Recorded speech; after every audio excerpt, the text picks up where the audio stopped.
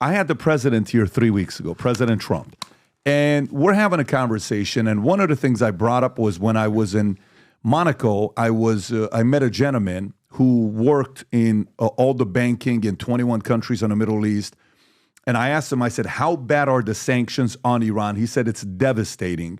And I followed up by saying, what's going to happen with you? Are you going to be doing anything for Iran to go back to what it used to be in the 70s? Here's his response. I want to get your reaction to it. Go ahead, Rob. Because, and I can just only tell you this, the power is obliteration, okay? It's not, I always say it's not two army tanks running around What's each going to other. happen to Iran with you by the end of your administration?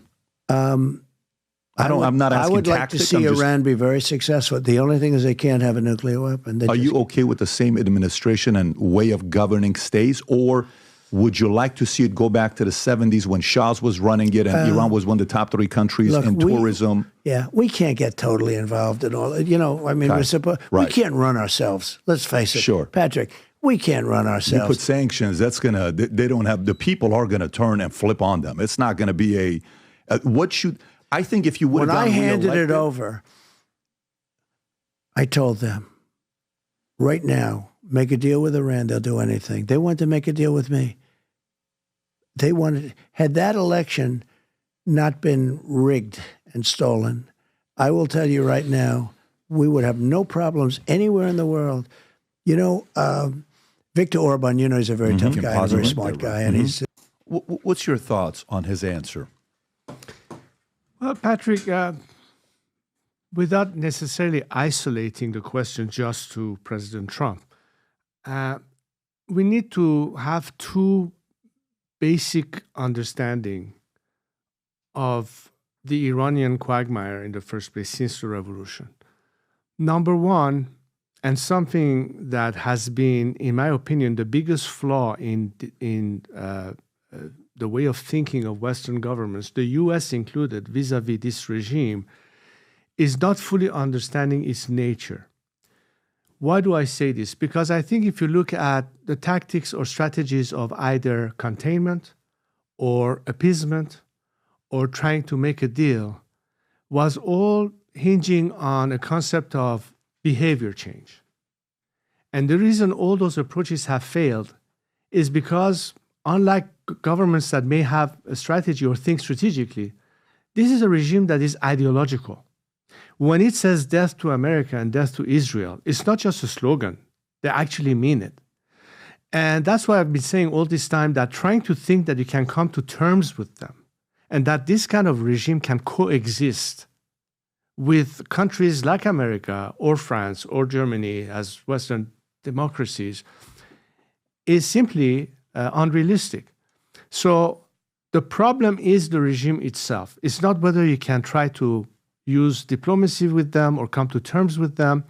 And the second element that needs to also be understood is that if some of the lessons of recent history that involved America, that led to changes of governments, but with not good results, has created an element of rejection of the idea, are we going to get involved yet again in another adventure that is going to involve U.S. taxpayers' money, that is going to have our soldiers being deployed to, the other side of the world, and perhaps create some apprehension and we need to stay away from it.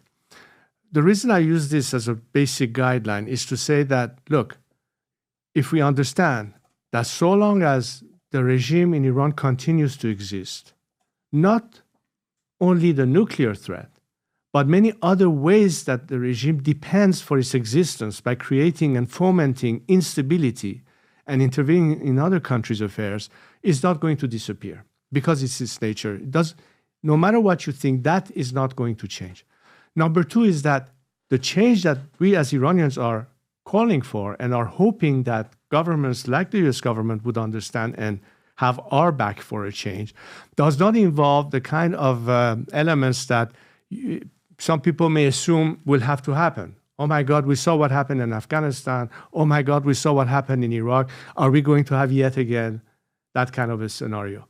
In fact, in the case of Iran, it's none of the above. It's going to be totally different as a means of change. But we have to first understand that change of regime in Iran is a prerequisite to a better future that is in everyone's interest. And of course, I can elaborate on that. So I get what you're saying, but President Trump, his answer, his impression is a different impression. The impression I got from it is, he says, I'm always fluid. It's a fluid mind. Last time we used sanctions, we may use something else. Maybe I'll ask you this question. When he was president, this is the chart I showed the president. Economic growth in Iran. He comes in 2016. They're doing great. That's when the nuclear deal was implemented, sanctions lifted. Obama's ending of it, boom. Then Trump comes in. Sanctions are reinstated from Trump. Look at 2018, 2019, right? Iran is in shambles at that time.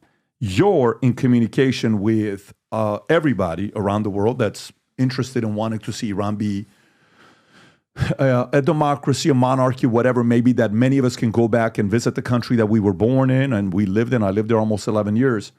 How close was it from your experience since you left in after your father when he was in exile? How would you compare the level of tension in Iran and how close it got to a fall in changing regime if Trump would have been reelected, if those sanctions would have stayed? How close was it? Well, that's a very good question. And again, I need to be expanding on this discussion because it has several components. It's not just one element, but several elements together. Clearly, what we saw under President Trump's administration was something that proved to be effective, and that was maximum pressure on the regime. We saw as a consequence how it affected the regime's or curtailed its means to be able to basically fuel its war machine or finance its proxies or do other things. Unlike his administration, the current administration did just the opposite. It did not implement the old sanctions, which meant that the regime had accessed that more than $100 billion, perhaps almost close to $200 billion worth of oil revenue by selling it to the Chinese.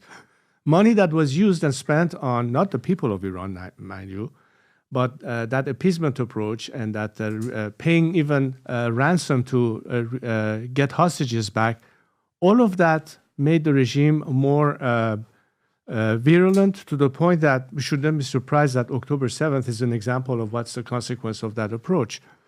But is pressure alone sufficient in terms of a foreign policy?